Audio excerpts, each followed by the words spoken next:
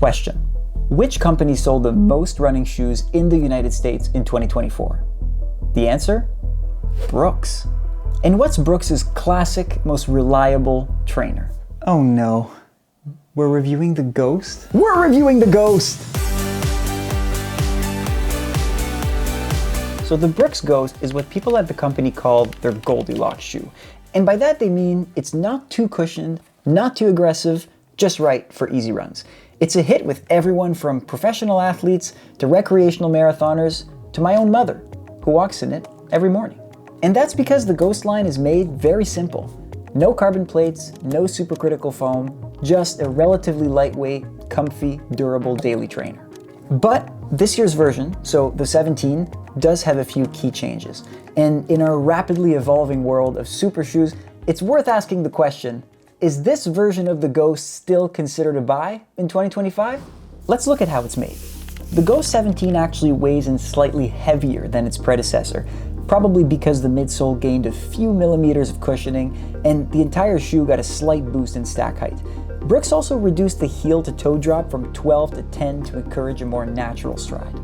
Other than that, there doesn't seem to be much of a difference, at least on paper, between the Ghost 16 and the 17. If anything, that extra little bit of foam in the midsole might make the 17 last even longer than the 16 did, and the 16 would have lasted me like 1,000 kilometers. But still, my first impression of the Ghost was, is it bad that it's not changing?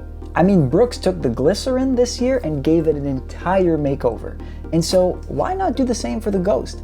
Now, those who are paying attention will know that Brooks actually made a second version of the Ghost and gave it a whole lot of new supercritical foam, and they called it the Ghost Max, leaving nearly untouched the OG Ghost. And then that made me wonder, if the Ghost Max exists, what's the point of this Ghost? And then I got it. There's a reason people buy Honda Civics instead of Cybertrucks: dependability. Now, if Honda took all of their Civics and transformed them into Cybertrucks, do you think all of my aunts would still buy them? Of course not, I think. And the same thing applies here. A lot of people want their running shoes to be safe, comfy, and dependable before anything else. So then, Brooks might as well keep making an original Ghost that doesn't change much from year to year. I mean, don't fix what's not broken, right? But then again, I can't just assume that the 17 will feel exactly like the 16 without wear testing it first. I mean, for all I know, this shoe could feel completely different, blow my mind, and revolutionize the sport of running as we know it. Yep, nope, still the same.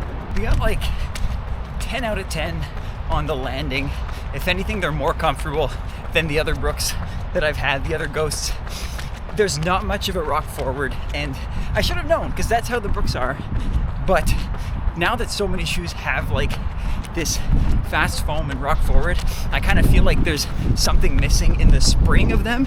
But that's good because I tend to go a little bit too fast on my easy runs. So if you're like me, the Ghost is probably good because it forces you to not overdo it on your easy days.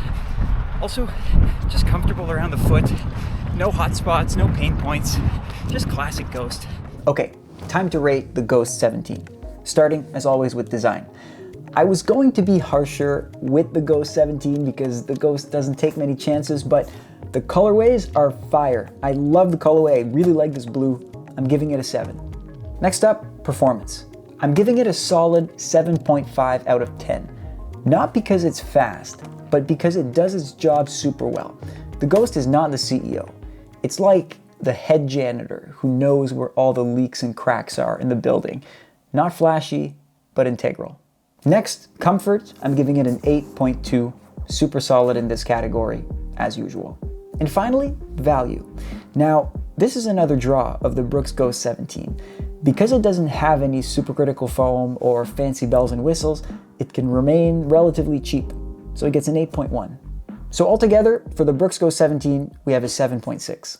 So I still see a big utility for the Brooks Ghost 17 in 2025.